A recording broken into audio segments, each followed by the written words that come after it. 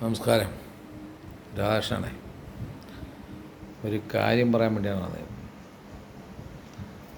പാറ്റയുടെ അതിക്രമങ്ങൾ ഡൽഹിയിൽ കലാപമായിട്ട് മാറി. അപ്പോൾ സമരം ചെയ്യാൻ ജനാധിപത്യമായിട്ട് എല്ലാവർക്കും അവകാശമുണ്ട്, ചെയ്യാം. അത് ജനാധിപത്യമല്ലേ, സമരങ്ങൾ ചെയ്യാനുള്ള അവകാശങ്ങൾ എല്ലാവർക്കും ഉണ്ട്. പക്ഷേ അത് സമാധാനപരമായിട്ട് വേണം സമരം ചെയ്യാൻ. ഇവർ ചെയ്യുന്നത് കലാപമാണ്, കലാപങ്ങളാണ് ചെയ്യുന്നത്. അപ്പോൾ അതിൽ എനിക്ക് വിഷമം തോന്നിയ ഒരു കാര്യം പറയാതിരിക്കാൻ നോക്കില്ല. നമ്മളെ ഇന്ത്യൻ ആർമിയെ ഇവർ ചീത്ത വിളിച്ചു. ഒരു വൃത്തികെട്ടവൻ വന്നു ഇന്ത്യൻ ആർമിയെ ചീത്ത വിളിച്ചു. അവൻ ഈ മണ്ണിൽ കിടന്ന് ഉറങ്ങി, ഈ മണ്ണിൽ തിന്ന് കുടിച്ച് കിടക്കുന്നവൻ ആർമിയുടെ വില അറിയാത്ത ഒരു വൃത്തികെട്ടവനായിപ്പോയി. എൻ്റെ അച്ഛൻ ഒരു പട്ടാളക്കാരനായിരുന്നു. ഇത് ഞാൻ ജനിക്കുമ്പോഴുള്ള കാര്യമാണ്. എൻ്റെ അച്ഛൻ പട്ടാളക്കാരനായത്, ഇപ്പോഴൊന്നും അല്ല. അപ്പോൾ അന്നത്തെ കാലത്ത് എൻ്റെ അച്ഛൻ ഈ കാളവണ്ടിയൊക്കെ ഉള്ളൂ. ഇവിടെ നിന്ന് തിരുവനന്തപുരത്ത് പോകാൻ, കാട്ടാക്കടയിൽ നിന്ന് തിരുവനന്തപുരത്ത് പോകാൻ കാളവണ്ടിയൊക്കെ ഉള്ളൂ. ഇതിൽ ആണ് അങ്ങ് പോകാനുള്ളത്. അങ്ങനെ അവിടെ ഒരു ബസ് എന്തോ ഉണ്ടായത്. എൻ്റെ അച്ഛൻ വിറക് കയറാനായിട്ട് തിരുവനന്തപുരത്ത് പോയപ്പോൾ അന്ന് ഈ പട്ടാളക്കാർ ഇങ്ങനെ റൗണ്ട് അടിച്ചുകൊണ്ട് നടക്കും വണ്ടിയിൽ. ഈ ആരോഗ്യമുള്ള ശരീരമുള്ളവനെ കണ്ടു കഴിഞ്ഞാൽ പിടിച്ചോണ്ട് പോകും. അങ്ങനെ എൻ്റെ അച്ഛനെ ഇവന്മാർ പിടിച്ചോണ്ട് പോയി. പട്ടാളക്കാർ പിടിച്ചോണ്ട് പോയി. 2-3 മാസം കൊണ്ട് അറിവൊന്നുമില്ല. അപ്പോൾ എൻ്റെ ബന്ധുക്കളൊക്കെ വിചാരിച്ച് അച്ഛൻ എങ്ങനെ അപകടം പറ്റിപ്പോയി. ഒടുക്കമാണ് അറിയുന്ന ഒരു കത്ത് വന്നു, ഇങ്ങനെ പട്ടാളത്തിൽ ചേർന്നു. അപ്പോൾ അന്നത്തെ കാലത്ത് നല്ല ആരോഗ്യമുള്ളവരെ പട്ടാളത്തിൽ പിടിച്ചുകൊണ്ട് പോയാണ് ചേർക്കുന്നത്, ഇന്നത്തെ പോലെയല്ല. പിന്നെ ഇന്നാണെങ്കിൽ ഒരുപാട് മാനദണ്ഡങ്ങളുണ്ട്. പിന്നെ അങ്ങനെ ചെയ്തു. അപ്പോൾ എൻ്റെ അച്ഛൻ പറഞ്ഞുള്ള കുറേ അറിവ് കാര്യങ്ങളുണ്ട്. അന്ന് നേരെ കിടക്കാവുള്ളൂ, ചരിഞ്ഞൊന്നും കിടക്കാൻ പാടില്ല. ആ രാത്രിയൊക്കെ ഒന്ന് പരിശോധന ചെയ്യും. എങ്കിൽ അവർ നേരെ കിടന്നില്ലെങ്കിൽ അവിടെ അടി പറ്റിക്കും. അതുപോലെ ഈ തോക്കൊക്കെ ആണെങ്കിൽ എപ്പോൾ നീറ്റായിരിക്കണം. അവർ വെള്ള ഡ്രസ്സിലാണ് എൻ്റെ മെയിൻ ഉദ്യോഗസ്ഥൻ പറഞ്ഞത്. അദ്ദേഹം ഈ തോക്കെടുത്ത് ഡ്രസ്സിൽ തുടച്ച് നോക്കും, അഴുക്ക് പറ്റണമെന്ന് അറിയാൻ വേണ്ടി. അങ്ങനെയൊക്കെയാണ് അന്നത്തെ കാലത്ത് ഇത്. എന്നിട്ട് എൻ്റെ അച്ഛൻ ഒരിക്കൽ പട്ടാളത്തിൽ ചാടിയിട്ടും അവർ പട്ടാളത്തിൽ പിടിച്ചു. അന്ന് എൻ്റെ അച്ഛനെ ശിക്ഷയില്ലാതെ അതൊരു പട്ടി കുരച്ചാണ് ശിക്ഷ കൊടുക്കുന്നത്. ഇത് കാര്യങ്ങളൊക്കെ പറയുമ്പോൾ ആ പട്ടി കുരച്ചാൽ ശിക്ഷിക്കും, കുരച്ചില്ലെങ്കിൽ ശിക്ഷിക്കില്ല. അങ്ങനെയൊക്കെയാണ് അന്നത്തെ നിയമം. അപ്പോൾ ആ പട്ടി കുരച്ചില്ല, എൻ്റെ അച്ഛനെ ശിക്ഷിച്ചില്ല. വീണ്ടും എൻ്റെ അച്ഛൻ ആയിരുന്നു. പിന്നീട് ആണ് ഇന്ദിരാഗാന്ധിയുടെ കാലത്തൊക്കെ ഉണ്ടായിരുന്നത്. അത് സ്വന്തം ക്ഷേത്രത്തിൽ യുദ്ധം നടക്കുമ്പോഴൊക്കെ എൻ്റെ അച്ഛൻ ഉണ്ട്. അപ്പോൾ എൻ്റെ അച്ഛൻ പറഞ്ഞ കുറേ കാര്യങ്ങൾ പറഞ്ഞിട്ടുണ്ട്. നമ്മൾ എന്നായാലും മരിക്കും. അത് രാജ്യത്തിന് വേണ്ടി മരിച്ചാൽ അതൊരു അഭിമാനമാണ്.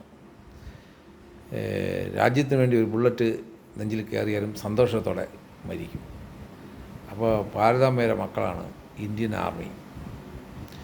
ഈ ഇന്ത്യൻ ആർമിയെക്കുറിച്ച് പറയുമ്പോൾ നിങ്ങൾ ഇന്ത്യൻ ആർമിയുടെ വീഡിയോകൾ കാണണം.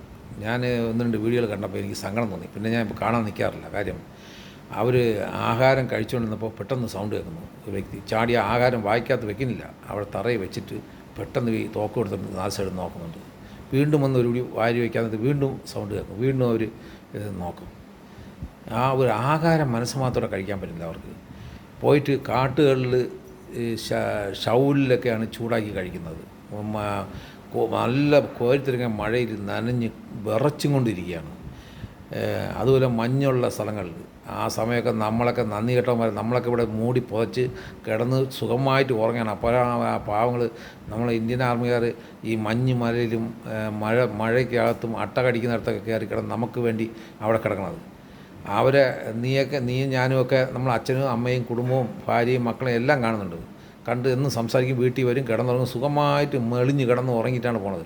പക്ഷേ ഇന്ത്യൻ ആർമിയിലെ ഉദ്യോഗസ്ഥന്മാരെ കുടുംബത്തിൽ ഭാര്യയും മക്കളെയൊക്കെ വർഷത്തിൽ 2 മാസമൊക്കെയാണ് ഒന്ന് കാണുന്നത്. ഇന്ന് ആലോചിച്ച് നോക്ക്. ആ മക്കളെ ഒന്ന് ലാളിക്കാൻ പോലും അവർക്ക് പറ്റുന്നില്ല. അങ്ങനെ ചെയ്യുന്ന ഒരു ആർമി ഉദ്യോഗസ്ഥന്മാരെ നീയൊക്കെ ഇങ്ങനെ പറയണ്ട, വൃത്തികെട്ടവന്മാരെ. നീയൊക്കെ ഈ മണ്ണിൽ തന്നെ ജനിച്ചതാണ്. എനിക്കത് സങ്കടം വന്നിട്ട് വയ്യ. ഇന്ത്യൻ ആർമിയെക്കുറിച്ച് നിങ്ങൾ ഇത്ര അവരെക്കുറിച്ച് അവർ ദഹം മനസ്സിലാക്കണം. അതുപോലെ ഇന്ത്യൻ ആർമിക്ക് കൊടുക്കുന്ന ആനുകൂല്യങ്ങൾ കുറഞ്ഞു പോകണമെന്നാണ് എൻ്റെ അഭിപ്രായം. കാര്യം എന്താ പറയുക, അവരെ മക്കളൊക്കെ പഠിച്ചു കഴിഞ്ഞാൽ 10 പൈസ വാങ്ങിക്കാൻ പാടില്ല. ഏതുവരെ പഠിക്കുന്ന അവർക്ക് അതുപോലെയൊക്കെ സഹായങ്ങൾ ചെയ്യണം. അവരെ വീട്ടിൽ കറണ്ട് വാടക വാങ്ങിക്കാൻ പാടില്ല. ഇതൊക്കെ ചെയ്യേണ്ടതാണ് സർക്കാർ. നമ്മളെ ഇന്ത്യൻ ആർമിയെ വളരെ ബഹുമാനിക്കണോടാ.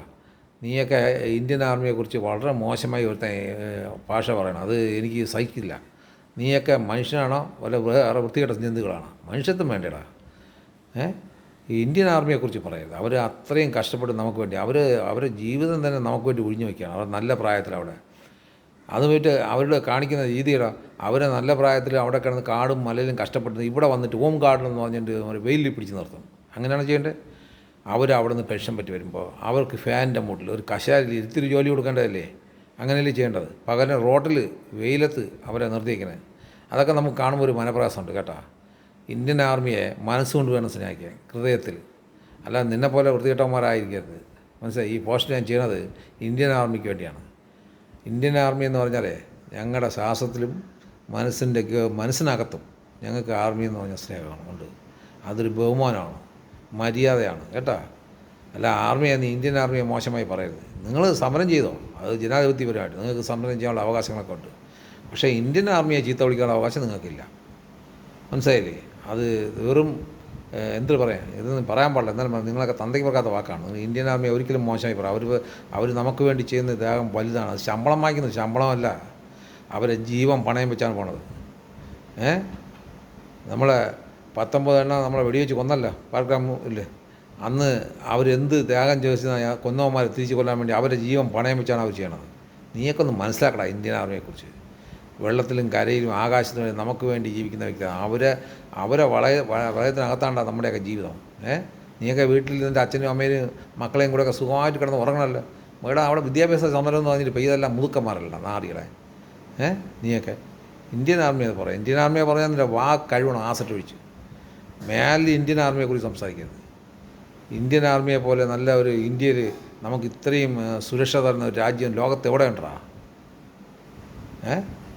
എനിക്കത് പറയാതിരിക്കാൻ നോക്കില്ല. കാര്യം അത് ഇവൻ പറഞ്ഞ കേട്ടപ്പോൾ എനിക്ക് ഭയങ്കര വിഷമം തോന്നി.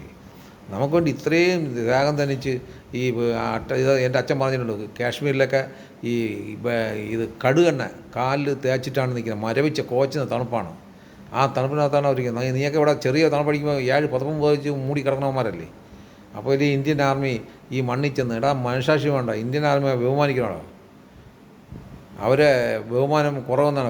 നമുക്ക് നല്ലൊരു പ്രധാനമന്ത്രിയുണ്ട്. ഇന്ത്യൻ ആർമിയുടെ കൂടെ ചെന്ന് അവരോട് ആഹാരം കഴിച്ച് അവരെ ദീപാവലിക്കൊക്കെ അവരെ കൂടെ അങ്ങനെ വേണം ഒരു പ്രധാനമന്ത്രി ചെയ്യണമെന്ന്. അത് എനിക്ക് ഭയങ്കര ഇഷ്ടമായ കാര്യമാണ്. എന്തൊരു ഇതായിട്ട് അദ്ദേഹം ചെയ്യണം. പക്ഷേ ഇന്ത്യൻ ആർമിക്ക് കുറച്ചുകൂടെ അവരുടെ കുടുംബത്തിലേക്ക് സഹായങ്ങൾ ചെയ്യണം. അത് എനിക്ക് ഒരു ആഗ്രഹമാണ് എൻ്റെ. അത് ഇപ്പം ഞാൻ വിചാരിച്ചാൽ നടക്കുന്ന കാര്യമാണെന്ന് എനിക്കറിയാം. അത് ഗവൺമെൻറ്റുമായിട്ടാണ്. അത് ഹിന്ദി പറഞ്ഞു തരാൻ എനിക്കും അറിഞ്ഞൂടാ. എനിക്കറിയാമെങ്കിൽ ഞാൻ കൃത്യമായി ഹിന്ദിയിൽ പറഞ്ഞ് അതിനെ പ്രധാനമന്ത്രി ചെവിയിലേക്ക് എത്തിക്കാമെന്ന് ഞാൻ നോക്കുമായിരുന്നു. അവരെ കുട്ടികൾ പഠിക്കുന്നത് നല്ല രീതിയിൽ പഠിപ്പിക്കണം അവർ. കാര്യം അവരെ ഇന്ത്യൻ ആർമിയിലെ കുടുംബം സംരക്ഷിക്കാൻ നമ്മളെ പോലുള്ള ആൾക്കാരുണ്ട്. അവർ നമുക്ക് വേണ്ടി വനത്തിൽ ചെന്ന് കിടക്കുമ്പോൾ നമ്മളെ വീരമരത്ത് കുറിച്ച ഇന്ത്യൻ ആർമി കൊണ്ട് അവരുടെ കുടുംബത്തിലെ മക്കളെയൊക്കെ നല്ല രീതിയിൽ നല്ല പൊസിഷനിൽ പഠിപ്പിച്ച് വിടേണ്ട സർക്കാരിൻ്റെ ഉത്തരവാദിത്തമാണ്. അതൊക്കെ സർക്കാർ അങ്ങനെയൊക്കെ നോക്കി ചെയ്യണം. അതുകൊണ്ട് ഇന്ത്യയിൽ നിൽക്കുന്ന 140 കോടി ജനമുണ്ട്. നിങ്ങൾ ഇന്ത്യൻ ആർമിയെ ബഹുമാനിക്കണം. ഇന്ത്യൻ ആർമിയെ നമ്മൾ മനസ്സുകൊണ്ട് ബഹുമാനിക്കണം, മനസ്സിനകത്ത്. അല്ലാതെ അവരെക്കുറിച്ച് മോശമായ വാക്ക് പറയരുത് കേട്ടോ. അത് നമുക്ക് സഹിക്കാൻ പറ്റുന്ന കാര്യമല്ല. പിന്നെ ഇതൊരു പബ്ലിക് പ്ലേസും ഇത് പറയാമെന്നുണ്ട്. അല്ലെങ്കിൽ ഇന്ത്യൻ ആർമിയെ ചീത്ത വിളിക്കാൻ എൻ്റെ കണ്ണുമ്പ് കിട്ടി അവനെ വലിച്ചു കീർക്കണം. ഞാൻ എനിക്ക് അത്രയും കരിയാണ്. അങ്ങനെയൊന്നും പറയരുത് നിങ്ങൾ. നമ്മൾ ഇന്ത്യൻ ആർമിയിലൂടെ എപ്പോഴും നമ്മൾ മനസ്സുകൊണ്ട് പ്രാർത്ഥിക്കുന്ന ഈശ്വരൻ്റെ കൂടെ അവർക്ക് ആയുസ്സും ആരോഗ്യവും കൊടുക്കട്ടെ. സർവീസുകാരന്മാർ അവർ നല്ല ആരോഗ്യം കൊടുക്കട്ടെ എന്ന്. നമ്മളെ വേദനിപ്പിച്ച ഒരുപാട് സംഭവങ്ങളുണ്ട്. ഇന്ത്യൻ ആർമിയെ കേരളത്തിൽ പോലീസ് പിടിച്ച് ഇന്ത്യൻ ആർമിയിലെ ഉദ്യോഗസ്ഥൻ്റെ വിരലൊക്കെ പിടിച്ചോടിച്ചു. അങ്ങനെയൊന്നും ചെയ്യരുത്. ഇന്ത്യൻ ആർമിയിൽ തെറ്റ് ചെയ്ത് കഴിഞ്ഞാൽ അവരെ പിടിച്ച് ഇന്ത്യൻ ആർമിയിൽ ഏൽപ്പിക്കുക. അവിടെ പോലീസ് സ്റ്റേഷനും കോടതിയൊക്കെ ഇന്ത്യൻ ആർമിക്കകത്തുണ്ട്, അവർ ശിക്ഷിച്ചോളും. അല്ലാതെ ഇവിടെയുള്ള നിങ്ങൾ ആർമിക്കാർ അങ്ങനെയൊന്നും ചെയ്യില്ല. അതൊക്കെ നമുക്ക് ഭയങ്കര പ്രയാസം. കാഞ്ചി വലിക്കുന്ന കൈനെയാണ് വിരലിനെയാണ് ഇവന്മാർ ചവിട്ടി ഓടിച്ചത് അന്ന്. അതൊക്കെ നമുക്ക് മാനസികമായിട്ട് ഭയങ്കര പ്രയാസം ഉണ്ടാക്കുന്ന കാര്യമായിരുന്നു കേട്ടോ. അത് ഏത് ഉദ്യോഗസ്ഥനായാലും ശരി തന്നെ ഇന്ത്യൻ ആർമിയെ ബഹുമാനിക്കണം. അതുകൊണ്ട് അവരെ ബഹുമാനിക്കണം. ഭാരതം മക്കളാണ്. ഭാരത മാതാ വിജയ്. അവർക്ക് ഫുൾ സപ്പോർട്ടും ചെയ്ത് ഞാൻ ഈ വീഡിയോ ഇന്ത്യൻ ആർമിക്ക് സമർപ്പിക്കുന്നു.